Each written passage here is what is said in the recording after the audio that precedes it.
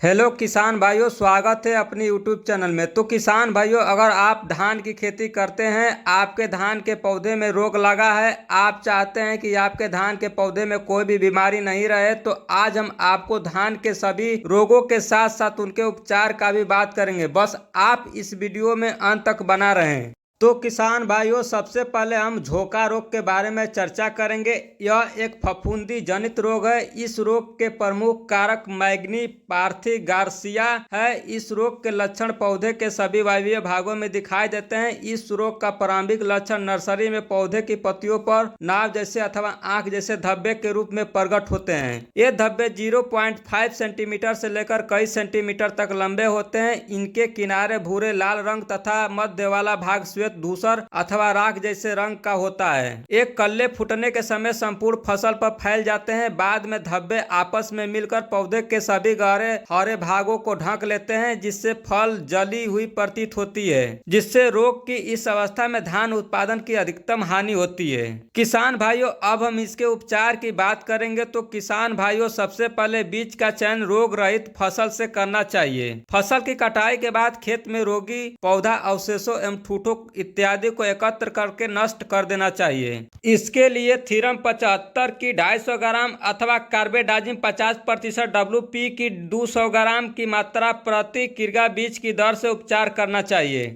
इसके बाद किसान भाइयों, हम पण झुलसा अथवा शीत झुलसा रोग के बारे में चर्चा करेंगे। यह फफूंदी जनित रोग है, जिसका प्रमुख कारक राइजोक्टोनिया सोलोनाई है। किसान भाइयों, सबसे पहले इस रोग का धान की खेतों में अधिक महत्व नहीं था, लेकिन अब अधिक पैदावार देने वाली एवं अधिक उर्वरक उपभोग करने वाली प्रजातियों के विकास के साथ अब यह रोग धान के रोगों में अपना प्रमुख स्थान रखता है, जो धान की उपज में 50% तक का नुकसान कर देता है। इस रोग के लक्षण की बात करें तो इस रोग का संक्रमण नर्सरी से ही दिखना आरंभ हो जाता है, जिससे पौधे नीचे से सड़ने लगते हैं। मुख्य खेत में ये लक्षण कल्ले बनने की अंतिम अवस्था में प्रकट होता है। लीफ शीत पर जल सतह के ऊपर धब्बे बनने शुरू होते हैं। इन धब्बों की आकृति अनियमित वृत्ताकार से दीर्घ वृत्ताकार एवं आयताकार तथा किनारा गहरा भूरा एवं बीच का भाग हल्के रंग का होता है। पत्तियों पर घेरेदार धब्बे बनते हैं, जिनका आकार 3x1 सेंटीमीटर होता है। अनुकूल परिस्थितियों में कई छोटे छोटे धब्बे मिलकर बड़ा धब्बा बनता है। इसके कारण शीत तना ध्वजा पत्ती पूर्ण रूप से ग्रसित हो जाती है,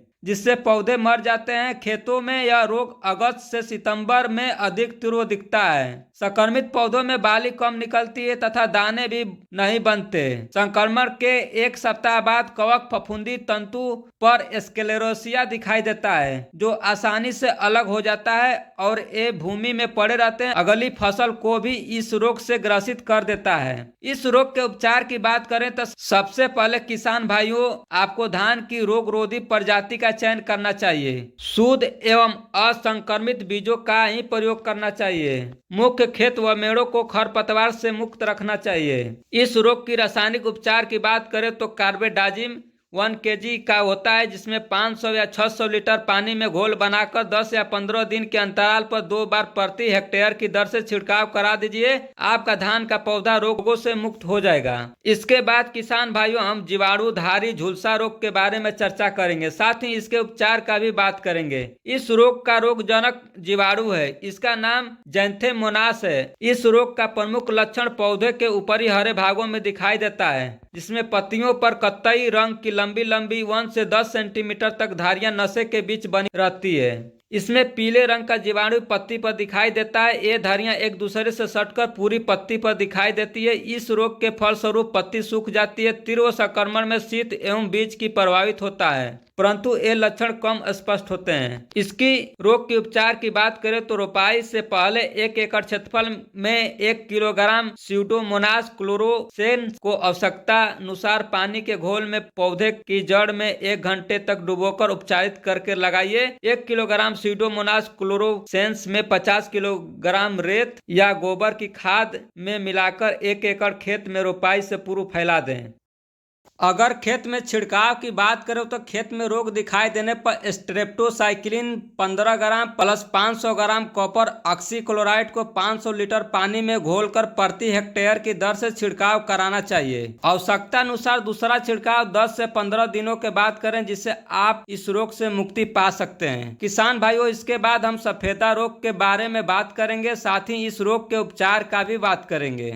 यह आयरन के कमी के कारण नर्सरी में अधिक लगता है। नई पत्ती कागज के समान सफेद रंग की निकलती है। इसके नियंत्रण के लिए 500 किलोग्राम फेरस सल्फेट को 20 किलोग्राम यूरिया अथवा 250 ग्राम बुझे हुए चूने को प्रति हेक्टेयर लगभग 1000 लीटर पानी में घोल का छिड़काव कराना चाहिए, जिससे आपको इस रोग से जल्दी मुक्त मिल सकती है। इसके बाद हम खैरा रोग के बारे में चर्चा करेंगे, साथ ही इस रोग के नियंत्रण का भी बात करेंगे। इस रोग जिंक की कमी के कारण होता है। इस रोग में पत्तियां पीली पड़ जाती है, जिस पर बाद में कतई रंग के धब्बे बन जाते हैं। इसके नियंत्रण के लिए जिंक सल्फेट 20 से 25 किलोग्राम प्रति हेक्टेयर की दर से बुआई रोपाई से पहले आखिरी जुताई पर मृदा में मिलाकर देने पर खैरा रोग का प्रकोप नहीं होता है। खड़ी फसल में लक्षण दिखाई पड़ने पर 500 kilogram zinc sulphate, 20 kilogram urea अथवा 250 ग्राम बुझे हुए चूने को प्रति हेक्टेयर में 1000 लीटर पानी में घोल छिड़काव करा दीजिए। आपके धान का खैरा रोग नियंत्रित हो जाएगा। तो किसान भाइयों, हमने इस वीडियो में धान के लगभग सभी रोगों के साथ साथ उनके उपचार का भी जानकारी प्रदान की है। अगर आपको हमारी वीडियो अच्छी लगे तो प्लीज और किसान भाइयों को शेयर करिए। अगर आप इस चैनल पर नए हैं तो इस चैनल को सब्सक्राइब कर दीजिए।